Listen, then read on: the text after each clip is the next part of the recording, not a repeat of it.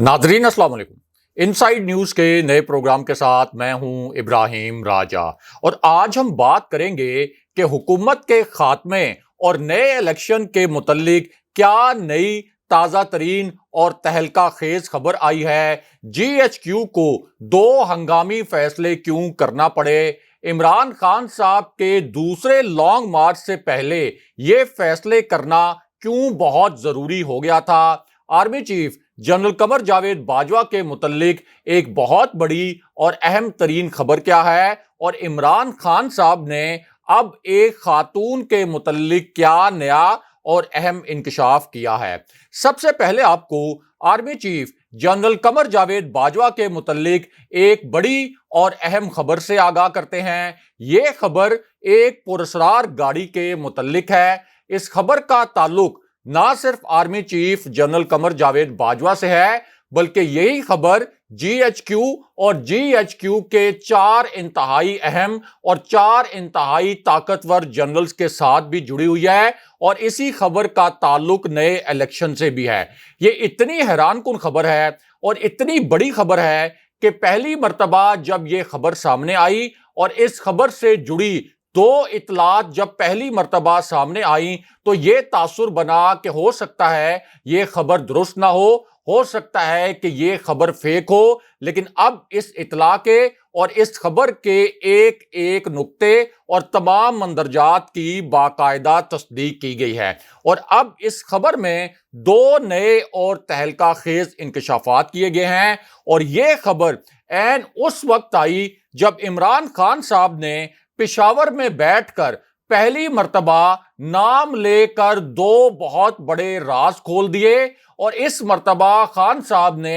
एक खातून के मुतल्लिक भी बड़ा इंकशाफ कर दिया। अब ये ऐसे राज थे और ऐसे इंकशाफात थे जिनके मुतल्लिक इमरान खान साहब ने पहले कभी बात नहीं की थी। ये वाले राज खान साहब ने इससे पहले कभी भी नहीं खोले थे। इसी वजह से खान साहब के इन दो नुकात के मुतल्लिक बड़ी बड़ी हेडलाइंस बन रही हैं, बड़े मखसूस एंगल के साथ सुर्खियां भी लगाई जा रही हैं और सोशल मीडिया पर भी इन्हीं इंकशाफात की वजह से और खान साहब ने जो दो नए राज खोले इसकी वजह से बहुत बड़ा तूफान खड़ा हो गया है। खान साहब के इन दोनों इंकशाफात से मुख्तसरन आपको आगाह करते हैं। अब इनमें से पहले इंकशाफ का ताल्लुक पाकिस्तान की एस्टेब्लिशमेंट से था, यानी पाकिस्तान के ताकतवर हलकों से था और जब हम ताकतवर हलकों का लफ्ज इस्तेमाल करते हैं तो इसका मतलब यह है कि खान साहब का यह इंकशाफ पाक फौज और फौज की क़यादत के मुतल्लिक था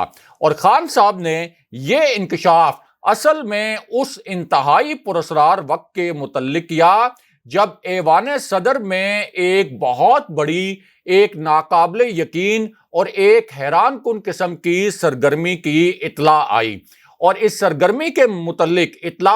ऐन उस वक्त आई जब इमरान खान साहब का लॉन्ग मार्च का काफिला इस्लामाबाद में दाखिल हो रहा था। उनके साथ बहुत बड़ी तादाद में लोग मौजूद थे, लेकिन दूसरी जानिब ऐवान सदर में एक ऐसी हैपनिंग हो रही थी, एक ऐसी एक्टिविटी हो रही थी और एक ऐसी सरगर्मी हो रही थी जिसके मुतल्लिक बहुत कम लोगों को मालूम था और इसी एक्टिविटी के मुतल्लिक कहा गया कि ये नए इलेक्शन के मुतल्लिक और निगरान हुकूमत के मुतल्लिक एक फैसला कुन किस्म की सरगर्मी वहां जारी थी। अब इस सरगर्मी का जो ताल्लुक था वो एक ताकतवर शख्सियत से बताया गया और इस इतला में यह कहा गया कि वो ताकतवर शख्सियत army chief general Qamar Javed Bajwa थे। यानी खान साहब का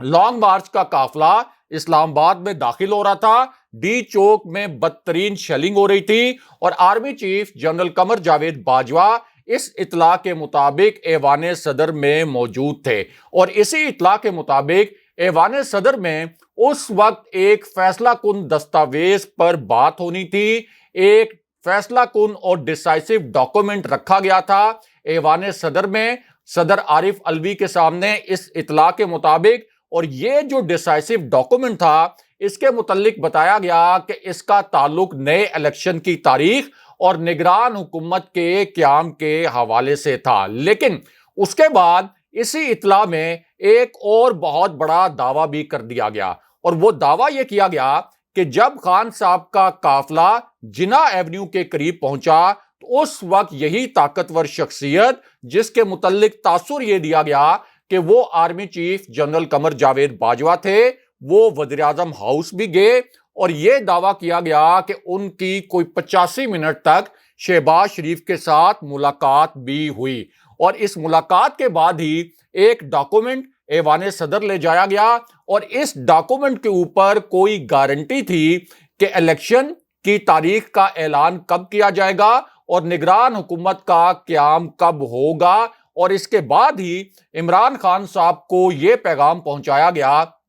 کہ آپ ڈی چوک پر دھرنا نہ دیں۔ یہ جو دعویٰ ہے یہ اب ایک ریٹائرڈ فوجی افسر کی نئی اور آج کی جو تازہ ترین ٹویٹ ہے اس میں کیا گیا ہے۔ بہرحال یہ ان کا دعویٰ ہے، یہ میری اپنی خبر نہیں ہے، لیکن اب خان صاحب نے اسی پوری صورتحال کے متعلق اسٹیبلشمنٹ سے جڑے دو بڑے اور تہلکہ خیز قسم کے انکشافات کر دیے ہیں، اور ان میں سے ایک انکشاف ایک خاتون کے متعلق بھی ہے۔ اب خان صاحب کے یہ دونوں انکشافات مختصراً آپ کو بتاتے ہیں۔ جو پہلا انکشاف تھا خان صاحب کا، اس میں عمران خان صاحب نے اسٹیبلشمنٹ کو مخاطب کیا، طاقتور حلقوں کو مخاطب کیا، اور خان صاحب نے کہا کہ میرا مقصد تھا الیکشن کروانا، ہم خون خرابہ نہیں چاہتے تھے، لیکن پھر مجھے ایک ویڈیو بھیج دی گئی جو کہ بہت خطرناک نوعیت کی ویڈیو تھی۔ جی ہاں، خان صاحب نے یہ الفاظ استعمال کیے کہ جب میں ڈی چوک کی جانب جا رہا تھا اپنے قافلے کے ساتھ تو مجھے ایک خطرناک نوعیت کی ویڈیو بھیج دی گئی۔ جب میں نے وہ ویڈیو دیکھی تو اس کے بعد مجھے اپنا ایک فیصلہ تبدیل کرنا پڑا، اور خان صاحب نے کہا اس ویڈیو کو دیکھ کر مجھے لگا کہ اب ڈی چوک میں حالات مزید خراب ہونے والے ہیں، کیونکہ میں نے یہ دیکھا کہ ان ویڈیوز میں جو مجھے بھیجی گئی تھیں رینجرز کے لوگ پی ٹی آئی کے کارکنوں کو مار رہے تھے، پی ٹی آئی کے کارکنوں پر تشدد کر رہے تھے، اور لوگ سوال یہ کر رہے تھے کہ اگر فوج نیوٹرل ہے تو پھر یہ سب کچھ کیا ہو رہا ہے، اور رینجرز کے لوگ پی ٹی آئی کے لوگوں پر تشدد کیوں کر رہے ہیں۔ پھر خان صاحب نے کہا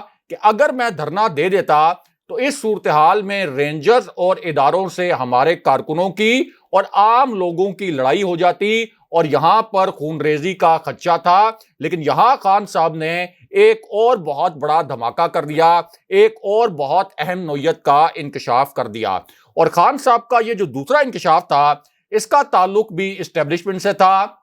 یعنی طاقتور حلقوں سے تھا، اور عمران خان صاحب کا یہ انکشاف ایک میجر کے متعلق بھی تھا۔ اور اس انکشاف میں خان صاحب نے بتایا کہ رانا ثناء اللہ اور رانا ثناء اللہ کے گنڈوں نے ایک میجر کو گرفتار کیا جو کہ ہماری پارٹی کا حامی تھا، اور اسے بھی ٹارچر کیا گیا، اس کے اوپر بھی تشدد کیا گیا۔ اس کے بعد خان صاحب نے اسٹیبلشمنٹ کے متعلق ایک تیسرا اور بہت اہم نوعیت کا انکشاف بھی کر دیا، اور اس انکشاف کے متعلق جو آپ کے مین سٹریم چینلز ہیں انہوں نے ہیڈ لائنز بھی بنائی ہیں۔ اور خان صاحب کا وہ انکشاف یہ تھا کہ جب سپریم کورٹ کا فیصلہ آیا کہ رکاوٹیں ہٹا دی جائیں، یعنی دھرنے کے راستے میں جو رکاوٹیں کھڑی کی گئی تھیں رانا ثناء اللہ اور اس کی ٹیم کی جانب سے وہ ہٹا دی جائیں، تو ہم سپریم کورٹ کے آرڈر کے بعد جب آگے بڑھے تو وہاں دو بہت پراسرار معاملات سامنے آ گئے۔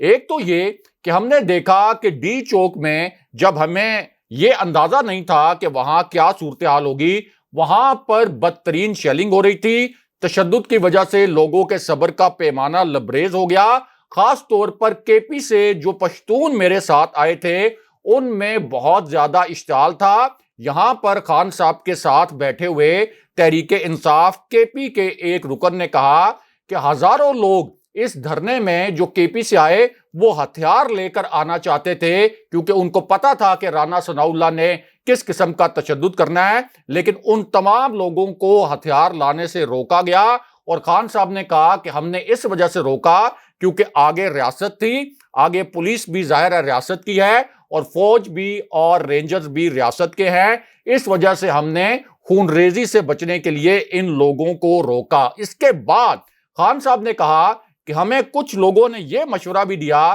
کہ ہمیں اپنا ایک عسکری ونگ بھی بنانا چاہیے، لیکن میں اس سے اتفاق نہیں کرتا، ہم بندوق اٹھانے کے حق میں نہیں ہیں۔ لیکن اس کے بعد خان صاحب نے ایک خاتون کے متعلق انکشاف بھی کر دیا، اور یہ انکشاف انہوں نے اس پس منظر میں کیا کہ اس وقت یہ حکومت جو صحافت ہے اس کے اوپر بھی قدغن لگا رہی ہے، اور الٹا الزام اس سے پہلے خان صاحب پر یہ لگایا جاتا تھا۔ اب خان صاحب نے انکشاف یہ کیا کہ نجم سیٹھی صاحب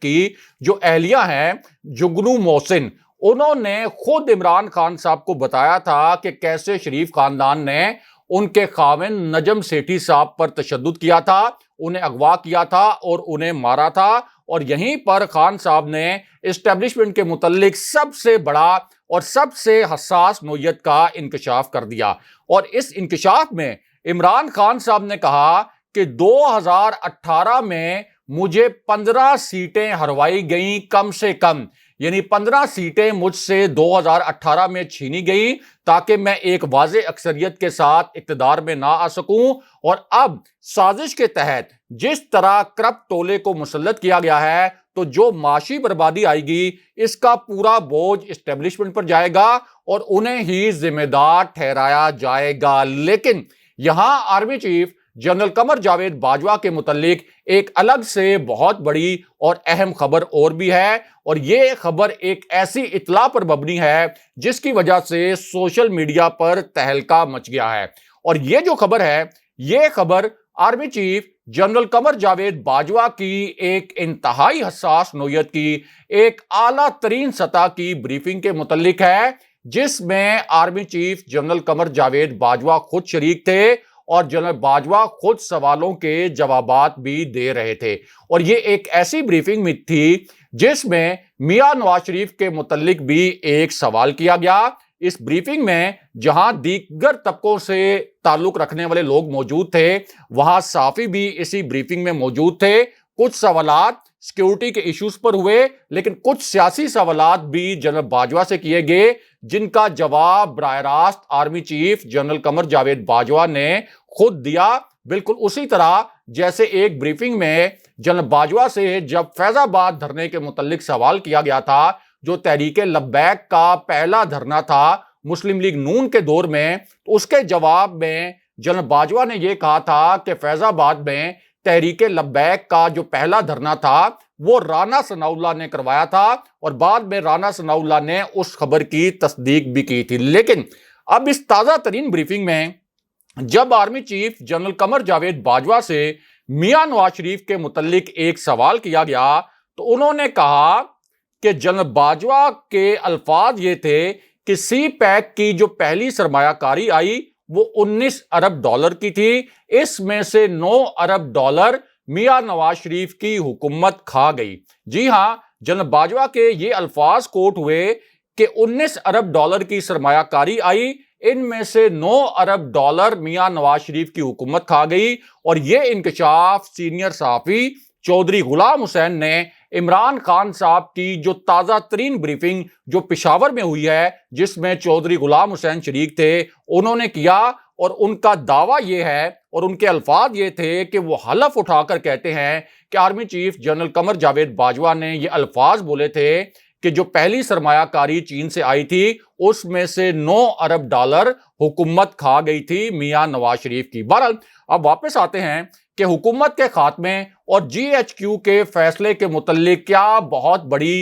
اور اہم نوعیت کی خبر آئی ہے۔ تو معاملہ یہ ہے کہ یہ ایک بہت بڑی بریکنگ نیوز ہے، ایک تازہ ترین خبر ہے۔ ہم نے آپ کو 3 رہنماؤں کے متعلق یہ خبر دی تھی کہ انہوں نے پشاور سے ہیلی کاپٹر میں فلائی کیا، یہ تحریک انصاف کے 3 رہنما تھے۔ اس کے بعد ہم نے آپ کو یہ بھی خبر دی تھی کہ راجہ پرویز اشرف کے گھر مذاکرات ہوئے تھے ایک طاقتور شخصیت کی موجودگی میں۔ ہماری ان دونوں خبروں کی پی ٹی آئی کے اعلیٰ ترین سطح پر تصدیق کی گئی ہے اور کیمروں کے سامنے تصدیق کی گئی ہے۔ ہماری یہ دونوں خبریں درست ثابت ہوئیں، لیکن اب ایک نئی اور تہلکہ خیز خبر اور بھی آئی ہے، اور یہ جو خبر ہے یہ جی ایچ کیو کے ایک نمائندگی کی موجودگی میں، یعنی جی ایچ کیو سے جڑی ایک شخصیت کی موجودگی میں نئے الیکشن کے حوالے سے مذاکرات کی خبر ہے۔ اس مذاکرات کے عمل میں دونوں طرف کے نمائندے موجود تھے، یعنی تحریک انصاف کے نمائندے بھی موجود تھے،